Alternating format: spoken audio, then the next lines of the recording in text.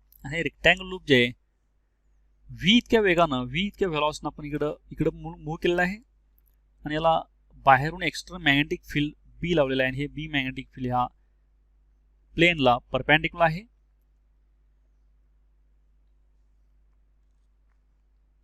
A current I is induced in the loop in clockwise direction. आता हे ABCD loop जे आहे हे लूप आपण इकडे मूव्ह केल्यानंतर हे लूप मूव्हिंग आहे, कॉईल मूव्हिंग आहे, मॅग्नेटिक फील्ड फिक्स आहे, तर याला चेंजिंग मॅग्नेटिक फ्लक्स लिंक्ड होतील. चेंजिंग मॅग्नेटिक फ्लक्स लिंक्ड झाल्यामुळे या कॉईलमध्ये करंट प्रोडक्शन होईल. Now to pull the loop at a constant velocity v towards right, it is required to apply an external force F. आता हे जे loop आहे ह्याच्यावरती मोशनमुळं force act होतात आणि फोर्स ॲक्ट झाल्यामुळं याला आपण राईट साईडला मूव्ह करायला या इतक्या फोर्सनं आपल्याला इकडं पुल करावं लागतं, ओढावं लागतं.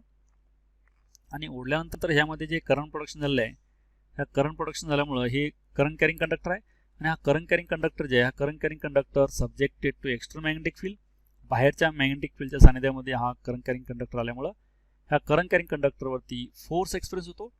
आणि हा जे एक्सपिरियन्स झालेला फोर्स आहे हा बघा BC साईड जे आहे ह्या मॅग्नेटिक फील्डच्या आउटसाईडला आहे त्यामुळं ह्यामध्ये फोर्स एक्सपिरियन्स होत नाही.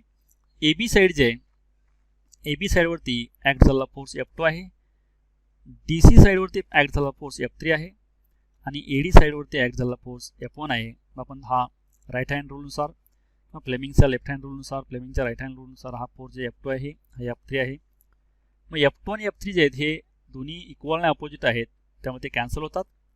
F1 मात्र हा ह्याच्यावरती ह्या साईडवरती ॲक्ट होत असतो, हा इकडे ओढत असतो, त्यामुळे आपल्याला हा रेक्टँगल फ्रेम इकडे ओढण्यासाठी आपल्याला एक्स्ट्रा फोर्स अप्लाय करून आपण व्ही इतक्या वेगाने हा इकडे मूव्ह केला. तर या ABCD जी वायर आहे ABCD ही रेक्टँगल वायरचा रेजिस्टन्स समजा कॅपिटल आहे R आहे आणि हा तयार झालेला EMF पण यातून फ्लो होत आहे असं आपण इमॅजिन केलं इथं. करंट I फ्लो झालेला आहे, EMF यामध्ये इलेक्ट्रोमोटिव्ह फोर्स तयार झालेला E असेल, तेच आपण इथं दाखवलेलं आहे. Induced EMF E, induced current I and collective resistance R of the loop. हे जे लूप आहे संपूर्ण ABCD ह्याचा रेजिस्टन्स जर आपण R घेतला, यातून जाणारा करंट I घेतला, ह्यामध्ये प्रोडक्शन झालेला EMF जर आपण E घेतलेला आहे इथं.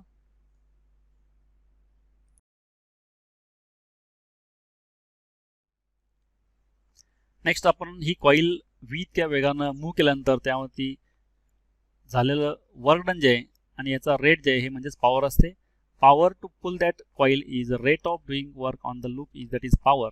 दिस power is nothing but work done divided by time. Rate of doing work is nothing but power, but this work done is force into displacement. Hence, this force as it is now displacement divided by time, that is distance upon time is velocity. Hence, this P equal to F as it is and D by T is V. Now, magnitude of magnetic flux through the loop is, आता ह्या कॉईलला associate असणाऱ्या flux जे आहेत ह्या flux phi equal to magnetic field into area B into A, but area is length into breadth L into X.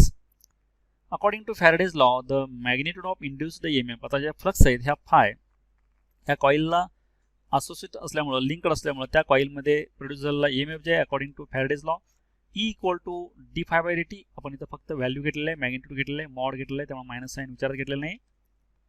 Hence E equal to D by D T of phi, putting value of phi is BL dx. इथं आहे बघा phi equal to BL dx, BL x.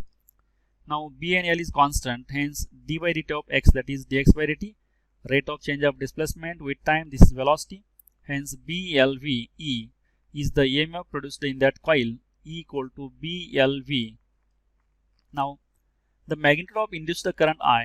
आता हे EMF तयार झाल्यानंतर त्यामध्ये current production होत असतं. हा करंट जे आहे हा I equal to E by R, that is Ohm's law. I equal to V divided by R, that is voltage divided by resistance, that is voltage is here EMF, that is EMF divided by resistance.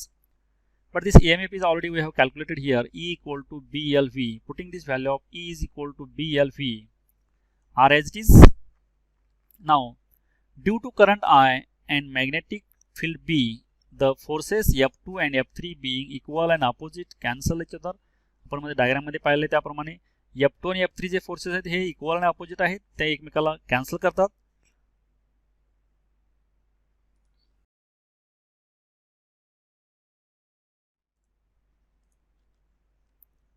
The remaining force F1 is directed opposite to the external force F. आता F3 आणि F2 जे आहेत हे दोन्ही एकमेकाला opposite असल्यामुळे ते एकमेकाला कॅन्सल झालेले आहेत.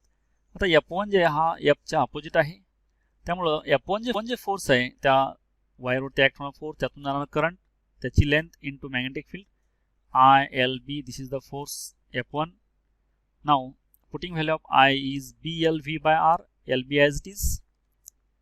Now here this L becomes L square and B becomes B square, that is B square L square V by R. This is F1 force acting on this side. The rate of doing mechanical work, that is power. तर परत power आपण हे another मेथडनं आपण calculate केली. Power is equal to force into velocity. Now power is equal to force, this value of force is B L square L square V by R. Putting value of force B square L square V by R and velocity as it is. Now this V velocity becomes V square, that is power equal to B square L square V square by R. Rate of production of heat energy, तर ही heat energy आहे P equal to I square R. Putting value of I is BLV by R. Here put value of current ची value आपण जशी तर I equal to BLV by R put केले, ती इथं I square केल्यानंतर इथं BLV by R square into R. Now this 1 R square and 1 R cancels, then remaining terms B square L square V square by R. This is power. Comparing rate of heat equation and mechanical work equation, we find that the rate of doing mechanical work is exactly same as the rate of production of heat energy in the circuit or loop. आता आपण इथं power जे equation आहे हे आणि आपण पहिला अगोदरचं काढलं, इथं पॉवरचं इक्वेशन आहे रेट ऑफ डुईंग मेकॅनिकल वर्कचं पॉवरचं equation B square L square V square by R, आणि rate of production of heat जे आहे हे पण B square L square V square by R. हे दोन्ही इक्वेशन बघा, हे इक्वेशन हे मेकॅनिकल वर्क डनचं आहे आणि हे इक्वेशन जे आहे हे rate of production of heat, हे दोन्ही समान आहेत. दोन्ही इक्वेशन जर आपण कंपेअर केले तर इथं रेट ऑफ मेकॅनिकल वर्क आहे आणि हे exactly same that of rate of production of heat. Mechanical work done झालेलं आहे तेवढंच इथं हीट एनर्जीमध्ये प्रोडक्शन झालं आहे, हीट एनर्जीमध्ये जनरेशन झालं आहे, लिबरेशन झालेलं आहे, तयार झालेलं आहे. मेकॅनिकल वर्कचं हीट एनर्जीमध्ये इथं कन्वर्ट झालेलं आहे, कारण दोन्ही इक्वेशन बघा मेकॅनिकल वर्क डनचं आणखी rate of production of heat energy ह्या दोन्हींची इक्वेशन समान आहेत.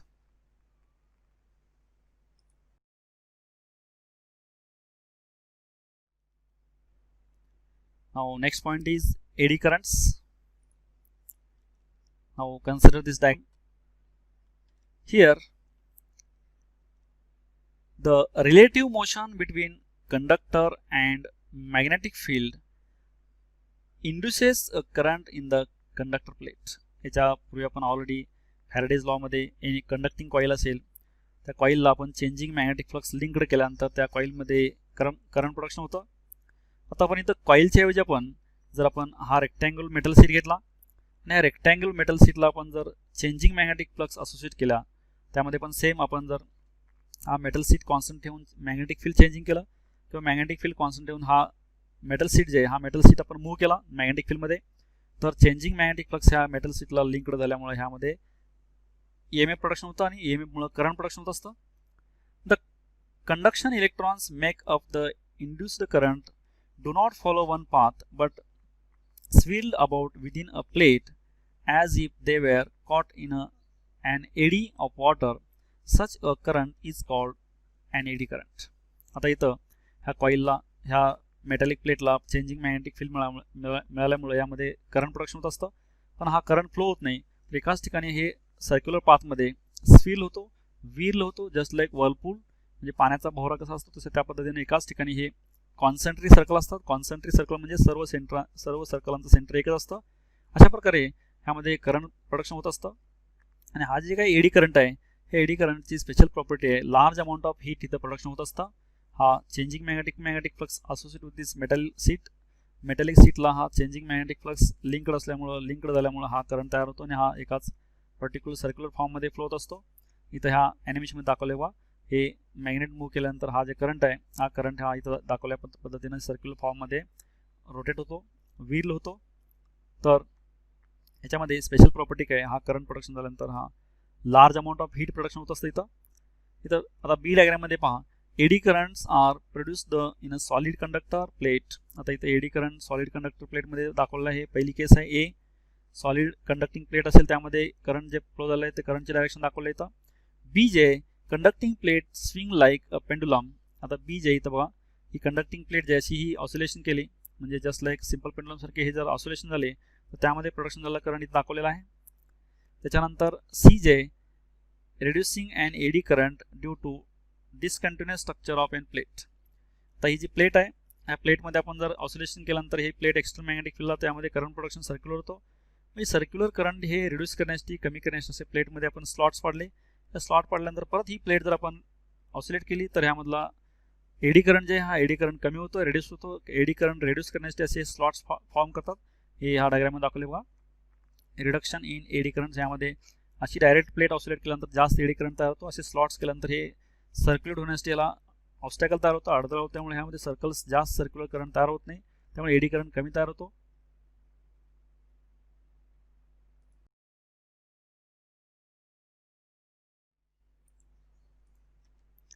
Now here the induced current in the conductor plate is responsible for transfer of mechanical energy into heat energy. तर ह्यामध्ये जो काही एडी करंट तयार होतो त्या करंटमुळे मेकॅनिकल हीट एनर्जी ह्यामध्ये प्रोडक्शन होत असतं. हा एडी करंटच रिस्पॉन्सिबल आहे, जी काही हीट प्रोडक्शन होत असते हे हीटला हा एडी करंट रिस्पॉन्सिबल आहे. म्हणजे ह्या एडी करंटमुळे large amount of heat production होत असतं. A conducting plate free to rotate about a pivot is allowed to swing down like a pendulum through a magnetic field. तर आपण एक प्लेट जे आहे ही प्लेट आपण ऑसिलेट केली मॅग्नेटिक फील्डमध्ये पायवट करून. तर in each swing when the plate enters and leaves the field, a portion of its mechanical energy is transferred to heat energy. ज्यावेळी ही प्लेट ऑसिलेट होत असते त्यावेळी ऑसिलेशनच्या वेळी त्याला चेंजिंग मॅग्नेटिक फ्लक्स लिंक्ड होऊन त्यामध्ये एडी करंट प्रोडक्शन होऊन हा एडी करंट जे आहे लार्ज अमाऊंट ऑफ हीट ह्यामध्ये प्रोडक्शन करत असतो स्विंगिंग प्लेटमध्ये. After several such swings there is no mechanical energy left with the pendulum and the converted heat energy is dissipated in the solid plate making it warms. आता several oscillation झाल्यानंतर ते oscillations परत त्यामध्ये mechanical energy पूर्णपणे संपल्यानंतर ते plate जे आहे ते संपूर्ण त्याची त्या एनर्जी जे मेकॅनिकल एनर्जी हीट एनर्जीमध्ये कन्वर्ट झाली असते. नंतर प्लेट ही वॉर्म होते. Eddy current can be reduced by discontinuity in the structure of conductor plate as depicted in figure C. आता आपण फिगर सी मध्ये जस्ट मगाशी आपण दाखवले त्या फिगर सी मध्ये असे स्लॉट्स पडल्यानंतर काय होतं, एडी करंट कमी होतो. हे आपण इथं ॲनिमेशनचे साइन आता इथं पाहायचं आहे.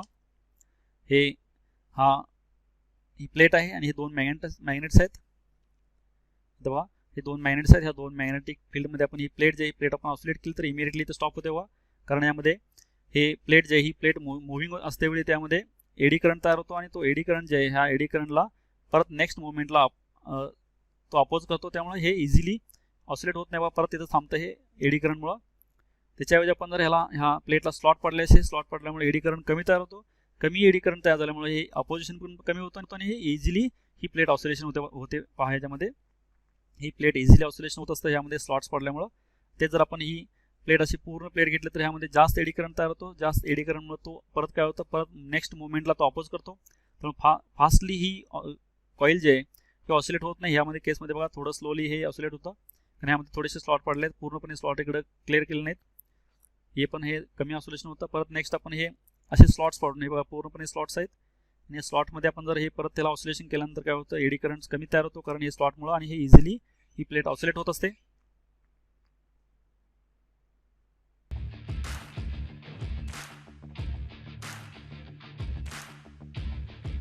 Thank you for watching this video and keep watching videos. And for other videos, see description box of this video and don't forget to subscribe, like and share.